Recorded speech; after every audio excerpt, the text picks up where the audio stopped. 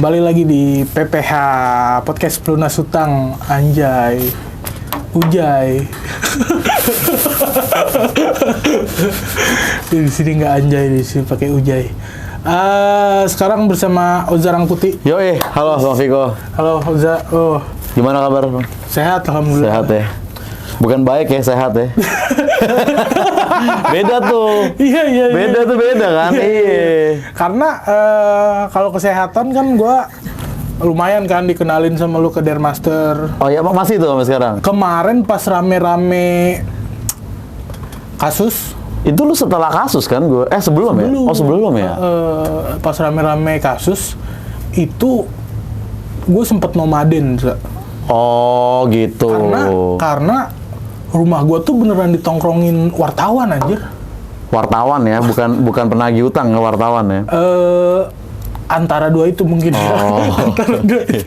Secara fashion agak mirip soalnya ya, begitu juga ya. Iya. Oh jadi Dermaster nggak tahu alamat untuk ngirimin catering ke tempat lu. Cuma kalau gua visit ke Dermasternya kan itu dicek macam-macam tuh gula darah, terus tensi segala macam itu gue masih gitu. Jadi secara sehat, secara baik-baik aja sih. Baik aja kalau sekarang ya, iyalah. Nggak terlalu lah, kalau baik-baik aja baru mau mulai. Baru mau mulai baik-baik aja. Oza ya, gue pertama nggak sih ini podcast ngobrol berdua sama lu? Podcast pertama iya, tapi gue pernah nge-MC-in Happy Broken Family dulu. Kalau nggak salah ya, di Bandung apa kalau nggak salah? Gue di rehab itu. Oh, iya. Tapi gue diganti nyokap gue kalau nggak salah deh. Iya. Udah soal tiketnya, gue aja masuk. Iya. Tapi itu kan IP lo tetap kan, IP lo. Oh iya deng, bener deng. Iya. Kalau ke podcast lu kayaknya antara gua atau Happy Broken Family juga pernah main. Subuh pendek pernah ya kalau nggak salah ya? Iya, waktu itu Noise lagi collab. Iya, ingat gua kayaknya deh. Kalau ingat juga gua. Noise lagi collab AP gitu, intinya sama Oza ngobrol sering, maksudnya dibilang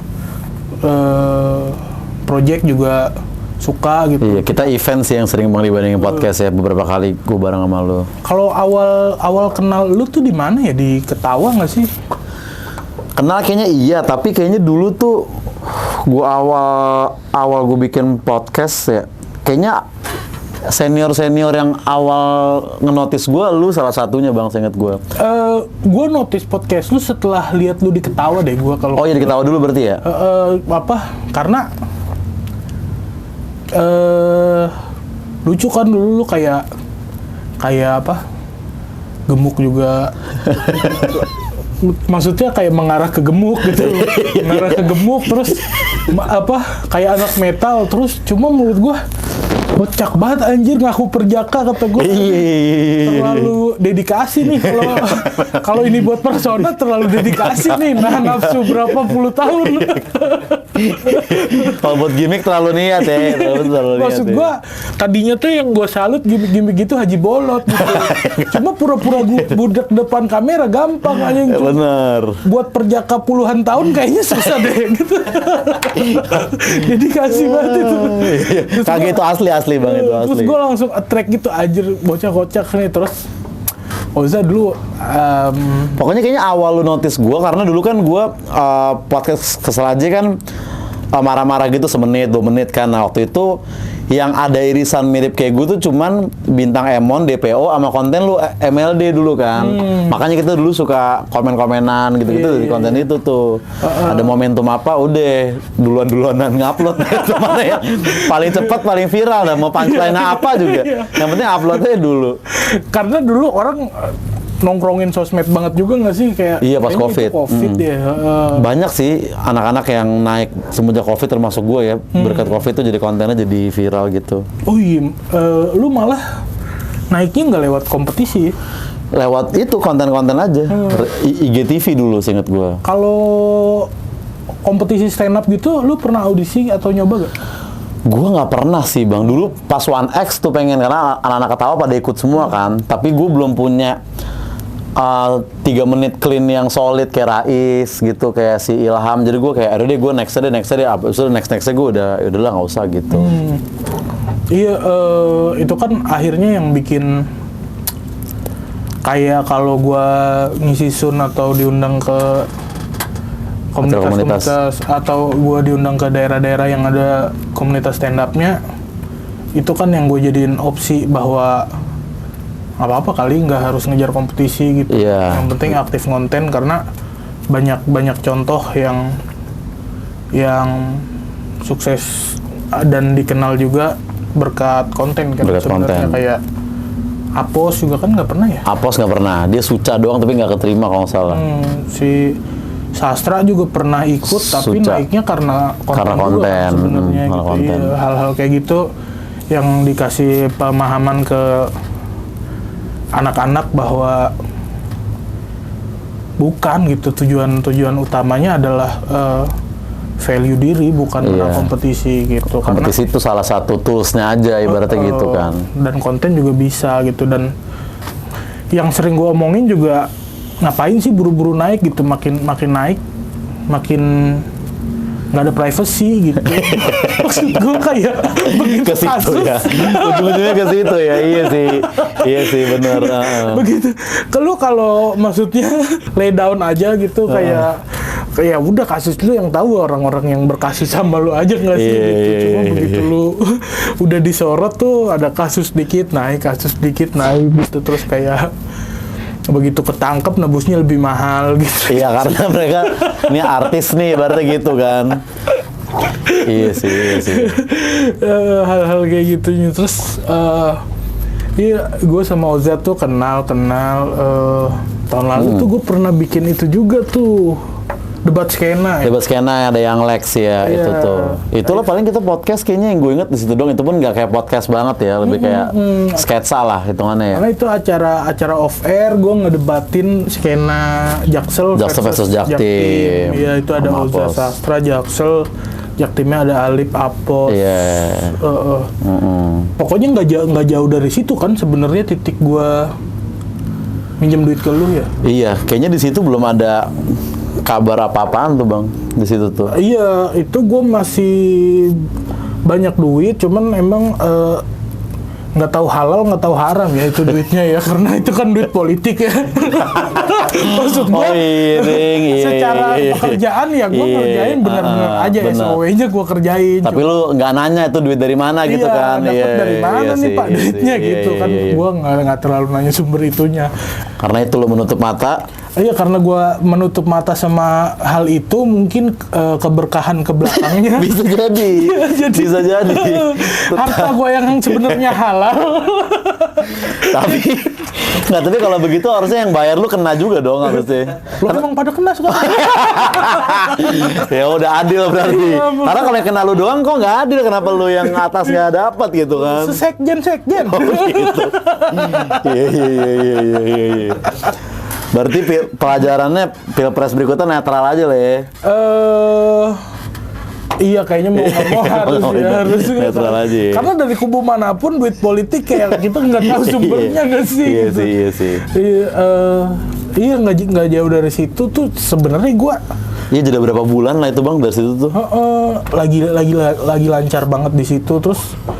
Malah kita itu mau berapa titik kan? Tadi mau keluar kota kita itu kan sebenarnya kan. Itu tuh kan kenapa gue ngajak lu, karena pas acara pertama yang kantor gue bikin waktu itu, NKRI itu, yang gue bikin di Smesco, lu dateng. Gue nonton ya, ada Uus ya, Uus tampil ya. Iya, rame tuh, sampai semi anjir, ada semi. Iya, benar. 9 lah kurang lebih komika nasional gue bikin di situ. Sama tuh kantor itu juga investornya gue nggak tahu ya duit dari mana juga. Gue juga nggak tahu tuh NKRI sebenarnya siapa bang, dari awal lu ngajak juga sama kan, gue kayak ini apa tiba-tiba NKRI. Iya, karena ya itulah sama merem dari mana awalnya itu mungkin buat gue pribadi ya itu jadi pelajaran bahwa kayaknya jangan merem deh sama sumber rezeki yang kita dapat. Kita harus tahu ya. Kita harus tahu ya. Jadi kayak kalau agak-agak sus gitu ya. Iya sih. Walaupun sebenarnya kan kita bisa juga dilihat kita kan melakukan tugas kita aja nih ya tampil gitu. Sebenarnya kan kayak begitu kan. Tetap aja kita perlu tahu itu dari mana ya. Iya, buat gue pribadi gitu. Mungkin ini nggak fit sama semua orang, tapi seenggaknya buat gue pribadi kayaknya ke depannya gue agak lebih harus mawas diri sama hal-hal kayak gitu. Jadi rezeki yang didapat, karena sebenarnya buat hidup aja sih nggak butuh banyak gitu. Buat sehari-hari aja ya, buat sehari-hari aja. Terlebih gue masih single juga gitu, terus jadi kayak ya kalau mau nabung sewajarnya gitu, mau invest belajar finansial yang benar gitu, jangan serakah uang dari mana aja diambil, akhirnya jadi malah muntah semua gitu. Drop tuh investor hilang. Gue tuh sempet di tahap yang tetap kerja tapi nggak gajian 1,5 bulan. Kerja di NKRI itu. Oh, tetap ada momen itu ya. Even momen debat skena itu, yang pertama itu masih, terus gue bikin yang kedua tuh di Depok. Itu sama Pras ya. Pras mundur. Oh. Itu lebih bikin gue sus lagi ya, karena awalnya Pras udah iyain, sponsor udah setuju bintang tamunya mereka, flyer udah naik. Iya betul, gue lihat flyer itu. Flyer udah naik, terus si Prasnya mundur karena katanya gue nggak mau takutnya ini acaranya politik gitu. Padahal maksud gue ya murni kantor gue aja gitu, murni kantor gue, terus bikin yang orang luar tinggal di Depok sama orang Depok yang pindah keluar gitu. Sesimpel itu sebenarnya premisnya. Jadi kayak tadinya tuh mau Pras sama Abdur, karena mereka kan orang luar yang stay di Depok gitu. Lawannya Hifzi sama Rispo, orang Depok yang udah cabut gitu ibaratnya. Oh. Kayak gitu. Terus Prasnya akhirnya diganti Marcel gitu, dan nemuin Marcel sama Abdur di satu event kocak juga sih. Jadi lebih nyala gitu politik. Iya. Di debat skena yang Depok itu sebenarnya NKRI kantor gue tuh udah nggak running, Za. Udah tutup sebenarnya. Iya, bukan tutup, karena maksudnya orang mau kerja untuk apa gitu, karena investor udah cabut. Nah, udah nggak ada duit lagi ibaratnya, nggak ada gaji lagi berarti di situ. Jadi pokoknya ada salah satu kontrak yang tidak dipenuhi gitulah sama investor. Terus dia milih cabut sepihak. Kita tuh waktu itu kekurangan bukti di awal gitulah. Gitu. Pokoknya ada sesuatu yang nggak kita kerjain dengan benar gitu. Jadi kita nggak bisa menuntut apa-apa gitu. Terus masalahnya si NKRI udah kontrak. Ini kontraknya secara benar nih, kontraknya secara benar sama brand Jarum waktu itu. Ya harus dipenuhin berarti. Jadi kayak udah jalan sama kontraknya waktu itu 4 event, 5 sama yang NKRI. 4 event tuh yang di Smesco, debat skena yang yang Depok. Terus debat skena yang Depok, sama ada 2 lagi yang nggak jadi akhirnya. Keluar kota ya. Itu akhirnya dijalanin, si Pras mundur, gue kena penalti. Oh gitu, lu yang nanggung tuh. Iya, karena kantor udah nggak ada duit gitu. Sementara yang maju ke Jarum, gue CEO-nya tapi gue marketing juga di sana. Gitu. Yang maju gue ke Jarum, begitu ada trouble, gue nutup.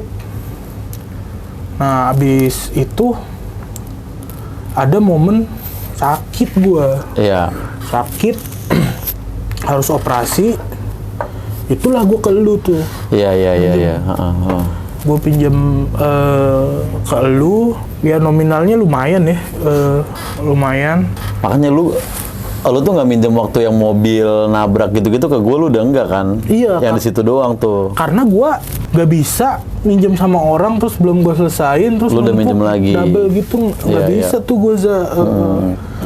Tapi lu notice ya waktu kasus mobil. Gue nontonin yang viral-viral. Iya, gue nonton kan gue Kebetulan subscriber kasih solusi juga kan. Jadi tentunya gue nonton lah itu. Kasih solusi. Lucu banget. Itu awal muncul ke media kan di situ tuh. Iya awalnya banget Rispo disamber. Nggak, tapi yang elunya speak up di situ. Iya. Nah, lu kenapa milih di situ sih bang? Gue juga penasaran tuh. Kan pasti ngundang lu udah beberapa nih. Kenapa lu decide kayak enggak, gue mau klarifikasi ini di tempatnya Bang Dery gitu. Ini agak tricky, cuma karena baru banget gitu, masih anget ya, jadi gue ceritainnya nanti di belakang kamera ya. Oke. Tapi ada alasan kan? Kayak gue itu yang gue penasaran, karena kayak kenapa Viko kekasih solusi dibanding yang lain gitu ya? Itu tuh. Karena menurut gue, kalau di Deddy Corbuzier atau Densu, mereka masih terlalu pinter buat gue pinterin. Iya sih. Kayak gitu, terus gue dipinjemin sama Oza tuh, begitu gue drop dipinjemin sama Oza, terus kayaknya waktu itu target gue ganti tuh sekitar 2 bulan. Sekitar 2 bulanan kalau nggak salah, iya. Sekarang kalau nggak salah tuh udah setahun kan? Iya udah hampir setahun. Hampir setahun ya berarti ya. Udah hampir setahun dan belum kebayar juga sampai akhirnya kemarin gue maksudnya iya gue punya utang dan lama dan gue tahu itu nyusahin gitu, gue minta maaf sebelumnya. Tapi gue selalu nyoba untuk nggak lari dan nggak hilang kabar gitu. Ada nggak momen lu ngechat gue nggak bales? Enggak sih, lu selalu bales, dan kayaknya gue beberapa kali sempat nagih juga kan. Abis itu lu kata itu belum bisa, abis itu pas viral itu ya udah gue udah kayak kayaknya gue nggak nagih dulu dah gitu. Iya, dan gue bersyukurnya sebenarnya itu gue dikelilingin teman-teman atau circle yang ya sebenarnya gue tuh banyak bodohnya gitu, tapi nggak tahu kenapa Tuhan masih menolong lo. Iya, masih ngasih gue circle atau orang-orang yang tidak menekan gue di saat gue lagi terhimpit gitu. Banyak gue kayak yang sama kasusnya Abdur juga kayak gitu. Terus teman-teman yang lain yang mungkin belum ada kesempatan untuk datang dan gue undang ke sini gitu. Tapi mereka semua sebenarnya sepengertian itu gitu ke gue gitu, dan gue udah terlalu banyak ditolong gitu sama mereka. Terus nggak tahu ya, gue tuh kayak punya sense bahwa kayak ini last chance gue deh, Karena iya, maksud gue sebagus-bagusnya circle gitu, green flagnya circle gitu. Kalau berkali-kali lu iniin juga kan, iya benar. Nah ini tuh udah berkali-kali gitu sebenarnya, makanya gue kayak ngerasa ini last chance gue, kayak ini adalah harus jadi turning point gue untuk untuk memperbaiki, memanage segala sesuatu gitu, karena itu efeknya lumayan banget, lumayan banget, kayak kepikiran maksudnya ya. Kepikiran iya, terutama sih menurut gue minder. Oh iya minder sih. Iya, kayak kan maksudnya di tengah ya kan, sama lu aja kayak udah setahun gitu. Sama yang lain ada yang mungkin udah lebih lama gitu. Ada lebih lama. Nah, begitu kan sering ya acara stand up Indo tuh yang kumpul rame-rame gitu. Festival lah ya. Festival, Jambore. Iya, stand up fest. Di Jambore gue tuh kayak komik baru aja. Iya, lu agak nyamping sih di Jambore sih. Iya sih. Kayak komik baru aja. Rame di sini, ntar lu ngambil makan apa kemana, rame dulu kemana gitu kan. Gue nyari yang tongkrongan 2-3 orang aja gitu ya, yang kalau bisa. Iya sih. 2-3 orang itu gue nggak punya utang sama mereka. Oh, itu karena itu berarti Bang ya, lu di Jambore rada memisahkan diri ya? Sebenarnya karena itu gitu. Jadi makanya gue bilang itu efeknya lumayan. Iya, orang-orangnya nggak ada yang ngasih tekanan ke gua gitu. Tapi lu ini aja, minder aja, insecure aja sendiri gitu ya. Dan karena punya kesadaran bahwa gua salah gitu. Jadi alhamdulillah sekarang gua kebantu sama Malahayati ini. Ini ya, Malahayati ini ya. Iya, jadi Malahayati tuh ngasih penekanan bahwa mereka, nah kemarin yang kasus gua rame itu kan sampai ke angkat pinjolnya juga. Iya. Sampai ke angkat pinjolnya juga. Nah masalah pinjol gua tuh diselesain gitu sama Malahayati. Sampai beres tuh berarti Bang? Sampai beres gitu. Sampai beres, nah tapi dia nekenin bahwa utang-utang sama pinjol atau kredit tanpa agunan atau kartu kredit gitu istilahnya. Pokoknya semua utang yang tidak memiliki jaminan itu uang yang dipinjemin sama si Pinjolnya. yang ngasih pinjem itu uangnya udah diasuransiin, Za. Jadi udah aman sebenarnya uang mereka, uang Udah pinjol aman, ini. meskipun kita cuma bayar sekali dong gitu, satu cicilan dong. Udah untung mereka. Udah untung mereka karena uang yang dipinjeminnya akan diklaim setelah 90 hari. Jadi kayak gitu. Nah makanya Malahayati udah beresin itu, terus dia nanya lagi gitu. Lu kalau mau bangkit apalagi yang harus diberesin gitu. Nah gue selain utang pinjol, utang ke teman-teman juga banyak gitu. Nah Malahayati nge-push gue untuk nyelesain pelan-pelan gitu. Kalau bisa diselesain utang sama temen-temennya, karena menurut Malahayati ini fair gitu, karena Malahayati ngerasa utang-utang yang teman gue minjemin ke gue itu kan nggak diasuransiin. Iya, duit pribadi itu kan ibaratnya.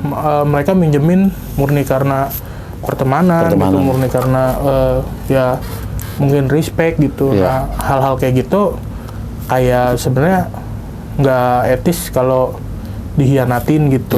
Jadi Malahayati nge-push gua, ngebantu gua cariin jalan juga ke gua buat yuk lah dirangkul lagi teman-temannya, dibayar pelan-pelan sampai selesai gitu. Malahayati akan dampingin. Berarti yang kalau buat pinjol mereka bantu, tapi kalau yang temen ya dibantu untuk itu dibayar ya berarti gitu. Iya, itu dibayar, dilunasin gitu. Muncul podcast ini, podcast lunas hutang ini. Podcast lunas hutang ini gitu. Jadi gua mau minta maaf sebelumnya. Gua minta maaf karena dari yang gue janjiin 2 bulan duitnya waktu itu kata lu mau buat lamaran. Iya. Sampai udah nikah ya. Sampai udah nikahnya gitu gue belum balikin gitu. Jadi gue jadi lamaran Oza nggak datang, jadi nikahan Oza nggak datang. Karena maksud gue kalau ngamplop juga berapa gitu nominal yang gue amplop. Itu karena kondangan apa bayar utang nih juga awkward juga kan. Masa lo kasih note kayak berarti sekarang sisa segini Za. Agak canggung tuh untuk mempelai baca begitu kan. Tapi yang gue salut juga dari lu Bang, kan lu kan udah tuh kasus tuh, terus lu Kediri kan, abis itu ada video lu stand up yang kayak di lapangan gede gitu. Berarti lu di tengah depresi itu lu masih nulis, masih berfungsi tuh ya, otak masih bisa jalan ya. Gue sih udah gak kepikiran, gue udah gak kepikiran sih bikin materi kayaknya kalau misalkan, atau malah jadi banyak. Lah, setelah gue yang stand up itu kan mood gue untuk bawain materi lama bahkan udah nggak ada gitu. Yang even gue tahu ini masih works, masih lucu gitu, itu udah nggak ada gitu. Karena maksud gue kayak justru kalau gue nggak bahas yang lagi rame sekarang, itu kan elephant in the room-nya. Semua orang nunggu gue ngomongin itu nggak sih gitu. Benar. Iya, jadi kayak justru gue bikin materi semua tentang itu. Dan bahkan nggak lama dari situ, gue bikin spesial loh. Iya, ini Kelatak itu kan. Gue bikin spesial di Comika gitu. Itu yang lu MC juga, lu opener sendiri kan. Iya, itu tuh Kelatak itu materinya nggak ada Za tadinya. Semenjak masalah ini baru muncul. Maksudnya kenapa gue yang nggak punya kasus tiba-tiba punya materi klarifikasi 1 jam 40 menit? Kan nggak mungkin gitu. Iya. Nah justru karena ada masalah ini, gue jadi bikin show Kelatak dan itu durasinya kayak 1 jam 40 menit. Hampir 2 jam tuh dapat materi baru semua tuh ya. Jadi di situ gue ngerasain the real bahwa stand up komedi berasal dari keresahan. Bener. Gue juga inget kita tuh pernah satu acara juga waktu lu habis ketangkep tuh Bang. Acara Bloom kalau nggak salah kan. Kayaknya ini ada di YouTube deh. Pokoknya kayaknya lu tuh setelah gua kalau nggak salah, atau 2 setelah gua kan. Lu habis ketangkap, terus gue inget opening lu tuh langsung kayak gimana nih? Mau basa-basi dulu apa langsung cerita ketangkep? Iya. Gak mungkin kalian nunggu gue ngomongin zodiak kan? Ini mau basa-basi dulu apa langsung cerita ketangkep nih?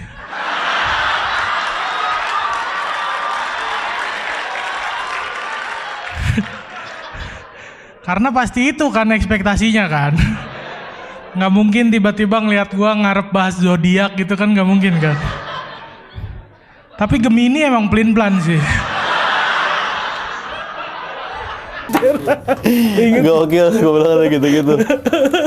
Iya, Elephant in the Room itu kan ya itulah kalau komedian all out aja udah. Iya. Maksudnya Untung juga lu komedian bang. Kalau lu seniman lain belum tentu bisa. Kayak kalau lu misalnya lu musisi nih, lu bikin lagu tentang ngutang, kayaknya orang malah sebel kan. Kayak kenapa lu malah nyanyi? bikin lagi gua. bikin lagu. Oh iya ada ya. Ya apapun yang bisa mencurahkan inilah ya. Itu lagunya bener-bener kejadian kalau Oh, yang rap ya? Kalau orang ngikutin itu relate gitu karena ada bagian lirik yang kayak gini. Yang bantu saya artis nama belakangnya Willy, yang ambil kredit vokalis nama belakangnya Lucy gitu. Itu gue izin sama Wan deh. Iya itu. Wan gue bikin lagu liriknya ada kayak gini. Iya, terlalu real banget sih itu ya. Kan kalau musisi itu ada apa peribahasa gitu ya harusnya ya. Ini kayak terlalu lugas banget gitu. Tapi Wan berarti dia itu minjemin di kloter gua sebenarnya kan bang, bukan yang urusan mobil. Bener. Iya kan? Iya. Itu yang bikin orang salah paham kayaknya itunya ya sebenarnya ya. Nah, iya cuma dia bikin Statement. Iya bikin statement yang ngegiring orang buat anjir ternyata ke Kiki ke Iya. Rizko nih kita Willy ke Uwan juga gitu kata gua yang pas Uwan kayaknya beda kasus deh. Iya, itu yang lama bukan gitu yang ya ini, ibaratnya gitu, ya. Iya gitu. Ya kayak gitulah kurang lebih dan karena udah ada pelan-pelan jalannya sekarang gua ada niat baik mau nyelesain urusan gua yang sama Uza. Bangkit lah ya. Ya, thank you Uza nih. Ada simbolis Uza. Kalau saya kasih tahu simbolisnya sebenarnya. Oh, iya. Bilang aja ini asli juga orang nggak tahu bang. Nih Uza, Ini gua simbolis. iya, gua nah itulah. Thank you Bang Viko, akhirnya inilah ya ada upaya-upaya comeback lah gitu Iya, Bang ya. karena gua nggak akan lari dari tanggung jawab yang gua bikin pasti akan gua selesaiin gitu. Sebelumnya gua minta maaf Aman dan Viko. yang pasti gue juga harus ngucapin terima kasih karena selain lo udah mau bantu gua terus minjemin gua datang ke podcast ini, bikin gua punya isian konten lagi juga di sosmed gitu, bikin running YouTube gue juga. Jadi terima kasih banyak Oza, Aman. terima kasih Sama-sama, Viko. banyak juga buat Malahayati. Keren itu Malahayati tuh. Iya, membantu banyak orang yang terlilit ya berarti mereka ya. Iya, bahkan mereka tuh slogannya kita bantu orang, Tuhan bantu kita. Gokil. Dia udah di tahap ngebantu Gokil. orang, nggak ngarep dibantu balik sama orang. Iya. Ngarepnya dari Tuhan gitu. Jadi terima kasih untuk Malahayati. Sampai ketemu di PPH episode selanjutnya.